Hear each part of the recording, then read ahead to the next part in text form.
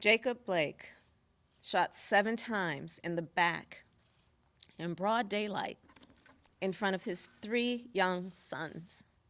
7 times in the back in broad daylight in front of his 3 young sons. As Vice President Biden put it, the shots fired at Mr. Blake pierced the soul of our nation. It's sickening to watch. It's all too familiar, and it must end. Thankfully, he is alive today, but he is fighting for his life, and he shouldn't have to be. My heart goes out to the Blake family as they endure an ordeal that is tragically common in our country. People are rightfully angry and exhausted. And after the murders of Breonna and George and Ahmaud and so many others, it's no wonder people are taken to the streets. And I support them.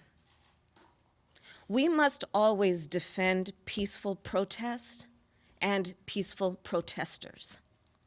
We should not confuse them with those looting and committing acts of violence, including the shooter who was arrested for murder. And make no mistake, we will not let these vigilantes and extremists derail the path to justice. Justice. Let's talk about that. Because the reality is that the life of a Black person in America has never been treated as fully human. And we have yet to fulfill that promise of equal justice under law. We will only achieve that when we finally come together to pass meaningful police reform and broader criminal justice reform and acknowledge, yes, acknowledge and address systemic racism. We will only come closer to achieving that when we finally come together